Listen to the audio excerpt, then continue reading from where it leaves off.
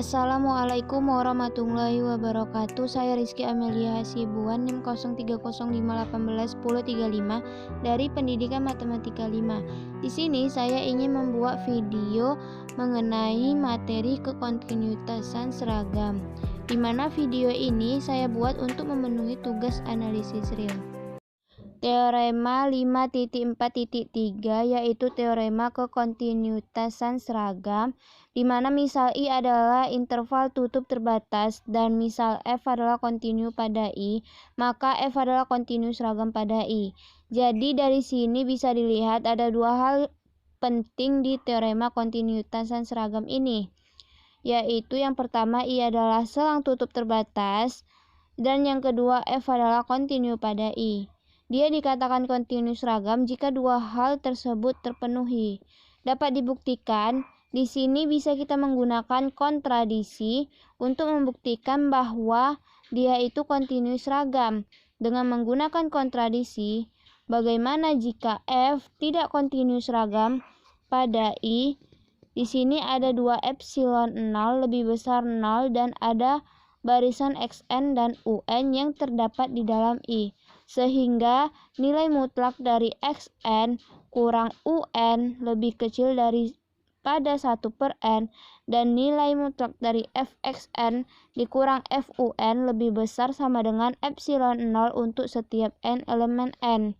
Karena I terbatas, maka barisan xn juga terbatas. Berdasarkan teorema Bolzano-Weierstrass, di mana jika ada barisan terbatas dari bilangan real, ia akan mempunyai subbarisan yang juga terbatas atau konvergen. Maka ada subbarisan xnk dari xn yang konvergen ke elemen z, dan karena I adalah interval tertutup, maka z adalah elemen dari I.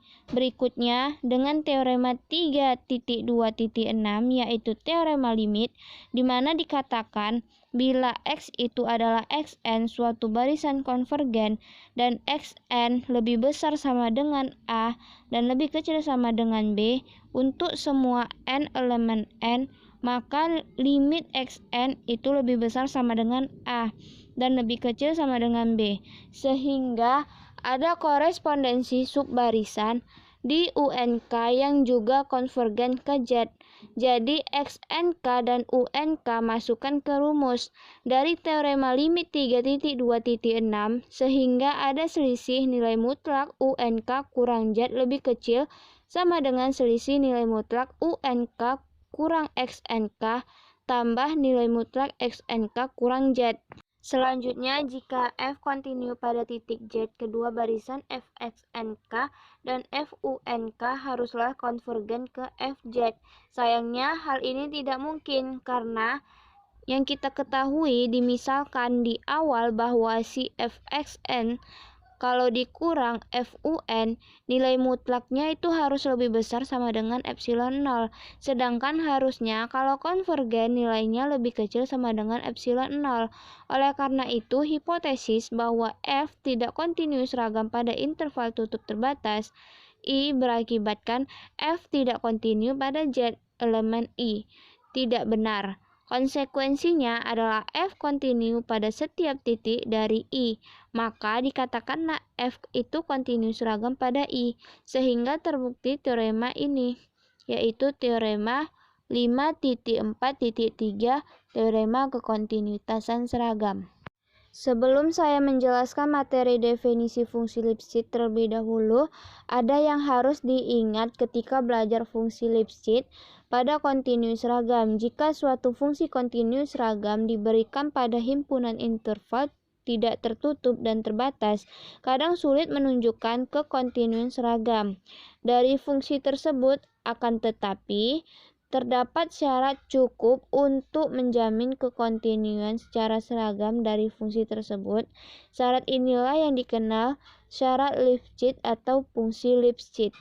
Selanjutnya, definisi 5.4.4, di mana misalkan A adalah subhimpunan dari real dan F memetakan A menuju real jika terdapat suatu konstanta K lebih besar 0 sedemikian sehingga mutlak Fx dikurang Fu lebih kecil sama dengan K kali mutlak X dikurang U untuk semua X dan U yang merupakan elemen dari A. Maka F dikatakan fungsi Lipschitz atau memenuhi syarat Lipschitz. Pada A, maksud dari definisi ini adalah suatu fungsi memenuhi syarat Lipschitz, dia harus berpatokan K lebih besar dari 0. Jika K ini lebih besar dari 0, nanti yang ada di dalam persamaan mutlak Fx dikurang Fu lebih kecil sama dengan K mutlak dikali mutlak X dikurang U. Maka bisa dikatakan bahwa fungsi tersebut adalah fungsi Lipschitz. Jadi patokannya K harus lebih besar dari 0, sebagaimana K itu ketahui bahwa K merupakan konstanta, jadi sembarang bilang lebih besar dari 0 pasti dia positif. Selanjutnya teorema 5.4.5, di mana jika F memetakan A menuju real adalah sebuah fungsi Lipschitz, maka F kontinu seragam pada A. Dapat dibuktikan jika syarat Lipschitz dipenuhi, artinya F memenuhi kondisi Lipschitz pada A, maka terdapat K lebih besar 0 sehingga untuk X dan U elemen dari A berlaku mutlak Fx kurang Fu akan lebih kecil sama dengan K kali mutlak X kurang U.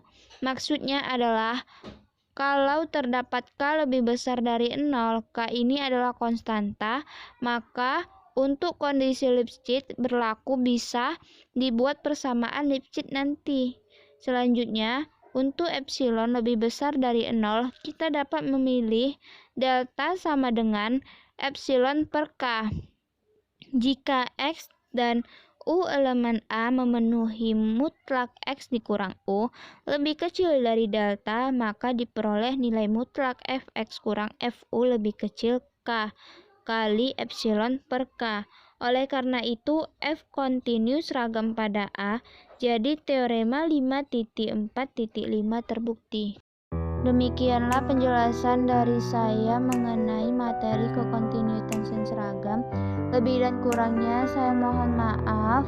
Wabillahi taufiq wal hidayah. Wassalamualaikum warahmatullahi wabarakatuh.